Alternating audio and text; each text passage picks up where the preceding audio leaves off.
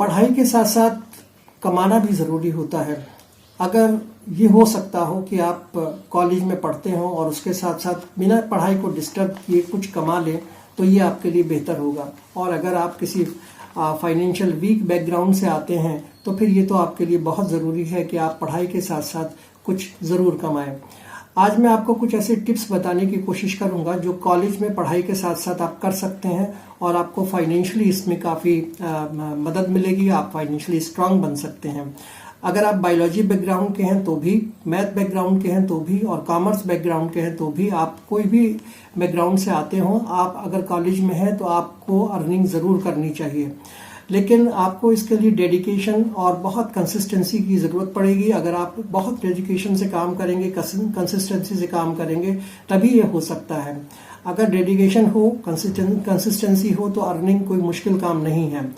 अब आप कोशिश ये करिए कि 1-2 घंटा जो आपकी पढ़ाई है, जैसे कॉलेज में आप पढ़ रहे हैं तो आप उसमें से 1-2 घंटा निकालिए और अपने फाइनेंशियल प्रॉब्लम्स को सॉल्व करने की कोशिश करिए। ये आसान है, कोई बहुत मुश्किल काम नहीं है।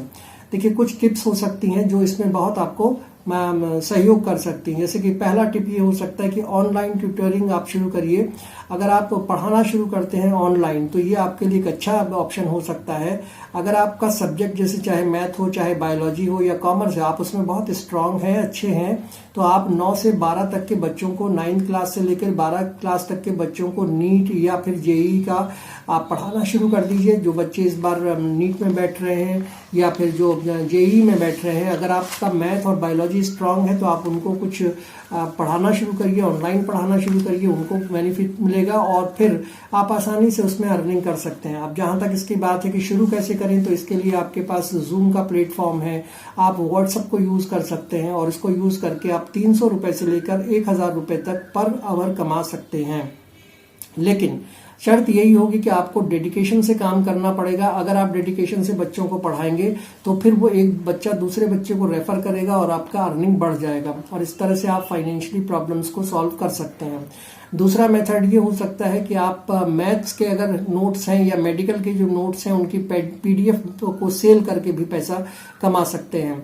आप जो भी पढ़ रहे हैं वो आपका प्रोडक्ट है, मतलब जो चाहे आप मैथ की स्ट्रीम में हो या साइंस बायोलॉजी में हो, तो ये आपका एक प्रोडक्ट है, आप इसको यूज कर सकते हैं। High quality hand writing notes बनाइए, शॉर्ट्स रिवीजन नोट्स बनाइए, उनकी पीडीएफ बनाइए और उसको टेलीग्राम या इंस्टाग्राम पर आप लोड कर दीजिए। अब आप मान लीजिए कि आपको 100 बच्चों ने आपसे वो नोट्स मांग लिए और एक नोट्स की कीमत आपने 99 रुपये रखी, तो अगर आप टोटल मिला के देखें तो आपको 9,900 रुपये का फायदा हो गया, यानी आपके पास अर्निंग आ गई। मगर ये काम बहुत डेडिकेशन का है। डेडिकेशन से आप नोट बनाएंगे तो इसमें ज्यादा अर्निंग भी हो सकती है, बिना डेडिकेशन के ये काम भी आपका नहीं होगा। तीसरी चीज है कि अगर आप बायोलॉजी के स्टूडेंट हैं तो आप हेल्थ केयर कंटेंट बना सकते हैं। ये आपके लिए गोल्ड माइन साबित हो सकता है, क्योंकि जो हेल्थ के जो आपका ब्लॉग है या फिर आपका फिटनेस की कोई वेबसाइट बना लीजिए। और जो फार्मास्यूटिकल कंपनीज होती हैं उनको बहुत सारा कंटेंट चाहिए होता है और वो अक्सर ऐसे लोगों की तलाश में होते हैं जो उनको ऐसा कंटेंट प्रोवाइड करें। इसके लिए वो पैसा भी पे करते हैं और अगर आप चाहें तो उनसे पैसा कमाकर आप अपने इसमें फायदा ले सकते हैं। जैसे अगर आपने कोई कंटेंट प्रोवाइड किया तो वो 0.5 से लेकर 2 रुपया तक पर वर्ड आपको पे करते हैं और ये एक अच्छी कमाई का जरिया हो सकता है। तीसरी चीज आप क्या कर सकते हैं कि आप फ्रीलांस में करियर बना सकते हैं। कैसे? लैब स्किल और इंटर्नशिप बेस्ड वर्क करिए, ये आपके लिए बड़ा फायदेमंद हो सकता है। अगर आप बीएससी हैं या एमएससी हैं तो आप मेडिकल फील्ड, और अगर आप मेडिकल फील्ड से हैं तो आप लैब स्किल को अपने डेवलप करिए। पीसीआर माइक्रोबायोलॉजी पार्ट टाइम और इंटर्नशिप शुरू करिए या फिर आप कोई प्रोजेक्ट वर्क शुरू करिए, प्रोजेक्ट वर्क बनाइए और फिर उससे आपको स्टाइपेंड मिलना शुरू हो जाएगा। अगर आप ये सब करते हैं तो आपको इससे कम से कम 5,000 रुपए से लेकर 15,000 रुपए तक की अर्निंग हो सकती है। लेकिन डेडिकेशन बहुत जरूरी है। अगर डेडिकेशन से आप स्किल बिल्ड करेंगे तो फिर फ्यूचर में आपका करियर अपने आप ही बढ़ जाएगा। चौथी चीज इसमें ये होती है कि अगर आप मैथ के स्टूडेंट हैं और अगर आप मैथ या बायोलॉजी किसी के भी स्टूडेंट हैं तो आप अपनी स्किल को डेवलप करिए। कैसे? स्किल में को आप अपनी एडिटिंग में लगाइए। एडिटिंग में लगाने से मतलब ये हुआ कि कैनवा एप्लीकेशंस हैं या रील्स बनाना आप शुरू कर दीजिए। और हर एजुकेटर्स को आज के ज़माने में कंटेंट की बहुत ज़रूरत होती है। अगर आपने कंटेंट उसको सही से प्रोवाइड कर दिया तो वो फिर आपको जो क्रिएटर्स हैं आप उनके साथ मिल सकते हैं और उनके साथ आप अच्छी डील कर सकते हैं। अगर आप बायोलॉजी बैकग्राउंड से हैं तो आप उनको डायग्राम बना कर दे सकते हैं, आप उनको प्रेजेंटेशन बना कर दे सकते हैं। और अगर आप ये सब बनाकर उनको देंगे तो फिर जो क्रिएटर है वो आपको अपने साथ जोड़ लेगा और आपको 3,000 रुपये से लेकर 20,000 रुपये तक की कमाई हो सकती है। अल्टीमेटली जो अर्निंग है वो एक पोटेंशियल है।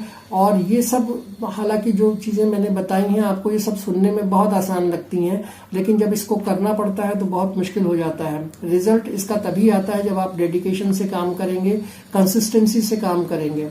Skill plus dedication is equal to income, ये एक फॉर्मूला है।